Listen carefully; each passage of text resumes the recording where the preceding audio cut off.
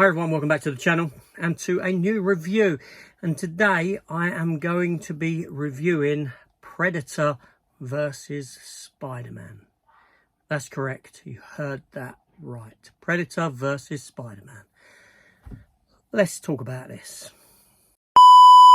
So, with Disney having acquired Marvel Comics and their pantheon of characters, and Disney then acquiring 20th Century Fox and their pantheon of IP, clearly it wasn't long before the Predator would be facing off against some of Marvel's best heroes. And here we have a series that I'm going to talk about, Predator versus Spider-Man. Now this new series from Marvel, it comes at us written by Benjamin Percy, penciled by Marcelo Ferreira, inked by Jay Leiston, and coloured by Frank Diamata. Now, we do have variant covers. I only went for variant covers of issue 1. I got 2 covers, that being this one here, which I think is a fantastic cover, and then this one here. Again, very good. Issue 2 has that cover there.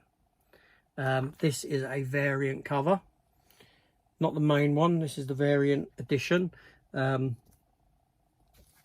Jane there. Issue 3, like so.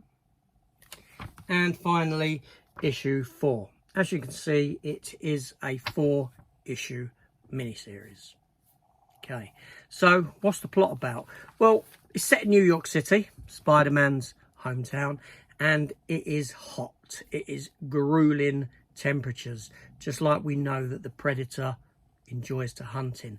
And there is a Predator, there is a killing. We open up with a killing of individuals being skinned with body parts missing inside this derelict building that's generally used by drug dealers, homeless people like that.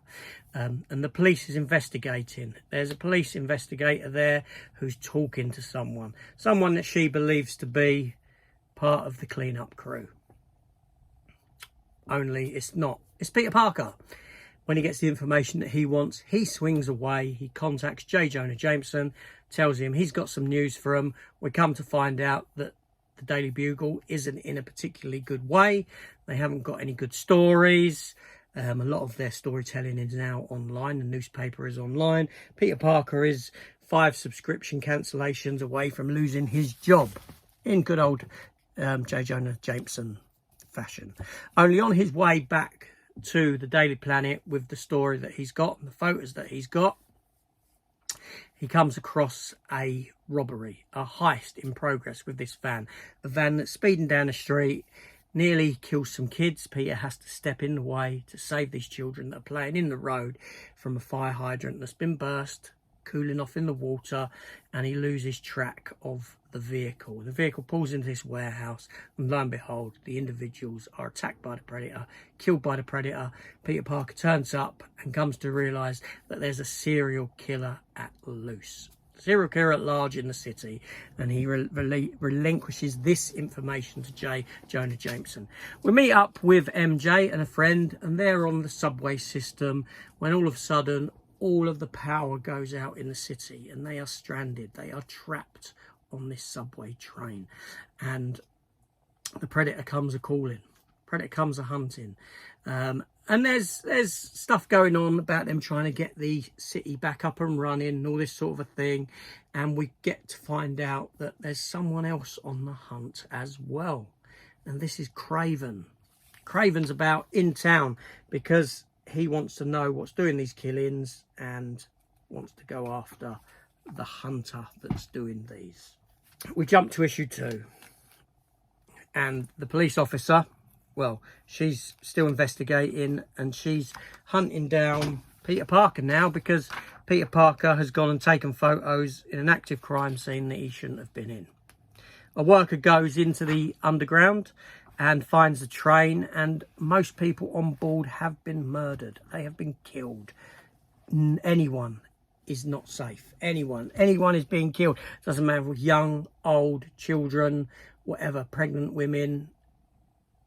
And this predator here has taken trophies and is wearing a human face over its mask. This predator is no normal predator. This isn't a predator that hunts like the others. It hasn't got a code. It's just a killer that wants to kill anyone, anything, has no honour about it whatsoever, and it starts chasing after MJ. Well, we cut back to the police officer chasing after Peter Parker and finds him at his apartment. Only he manages to escape when we learn that there is another Predator ship on the horizon. Kraven the Hunter, he finds the bodies that have been strung up, and the police officer finds him through Peter Parker. Peter Parker points her towards where the van had turned up. She finds Kraven there, thinking Kraven's involved. She goes to investigate him, arrest him, but he manages to get away, ensnaring her in a trap set up by Peter, Spider-Man. And he realises that Spider-Man's on the track of the villain as well, on track of the Predator. MJ and a friend have escaped into the sewer system, where they meet up with an old man who knows about the Predator being about, knows the killer's there, and takes to its lair where it has a load of bones. So the Predator has been hunting in the city for some considerable time. We then learn that the spaceship that we saw earlier in the issue is 3 other Predators. 3 other Predators have arrived in the city to hunt down the Predator that's doing all these killings, because it's unhonourable. We jump to issue 3, and as the story goes, the Predators have realised that the story has come from the Daily Planet. They've received data, they've received information through data uploads that have led them to the Daily Planet to find the information that they need to help hunt down this Predator. Peter Parker gets J. Jonah Jameson to safety and then dons his Spider-Man costume and starts taking on these 3 Predators who are attempting to kill Peter, because while they're there, why not have a little bit of sport as well? Peter manages to get away from them. Kraven stops the city's power coming back on because he wants to hunt in perpetual darkness. He wants that darkness to stay put.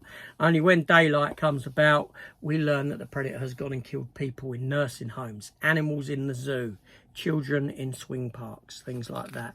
The hunt has been going on all over the city with loads of people being killed. Peter figured out that this has been going on for centuries, that creatures have been coming to the hottest locations and hunting for centuries.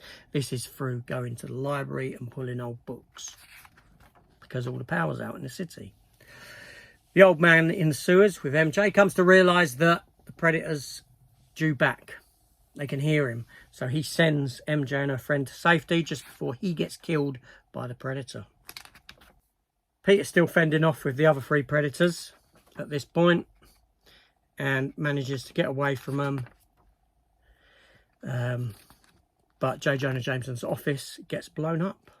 The explosion calls the Predator off that is hunting MJ and her friend, because he realises, he senses with his tech that that explosion has come from a plasma blaster that the Predators have on their cannon. So that Predator now knows that there are other Predators in the city, and that draws him away and sends them to safety. Predator manages to kill another Predator. Peter's still fighting with another one, and then Kraven steps in. Kraven steps in and gets into a fight with the murdering Predator and bests it. He bests it quite early on in the final issue. So you wonder what's left to go on, what's left to carry on. There's a bit between Peter and Kraven, and the Predator has set his bomb off. He set the timer down.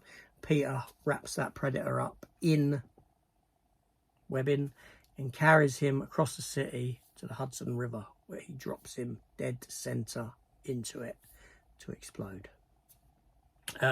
So that nowhere in the city gets destroyed by said explosion. Surviving Predators meet up with Kraven. They find Kraven. It looks like they're going to kill him. They're going to hunt him. But they don't. They mark him on his forehead because he's taken down this unworthy Predator, this killer of killers. And they essentially offer Kraven the opportunity to join them on their spaceship. And Kraven takes that opportunity and leaves. All's good. But is it? That's where it ends. That's the comic. That's the story. That's what happens. What did I think of it? It's a very quick read. 4 issues. Probably takes about 35 minutes to read those 4 issues. Comics now don't tend to have a great deal of words in them as they once did, which is unfortunate. The story itself is decent enough. It passes by too quick. It's set in too short of a time frame, so to speak. But there's enough there to keep you interested. And, you know, I would say that it's better than the Black Panther and Predator crossover that they've done. Maybe on par with the Wolverine crossover. The funny thing is that Kraven is one of the characters that I said would be great ages ago to play off against the Predator, being that Kraven is a hunter himself, and there he is in this book here. So to be honest, I would have preferred to see a Kraven Predator comic book, and I am hoping, because it makes sense, that this leads into a Kraven and Predator comic of their own at some point in the near future. It certainly sets that idea up at the end of this. So yeah, it's a decent read, you know, a quick read, but yeah, enjoyable. The art, you know, take it or leave it. It's not bad art, you know. It's not the best art, but you know, it's fine for what it does. The comic itself is pretty violent. Probably one of the most bloody Spider-Man comics you're ever going to see, with the skin-ins and the killings therein.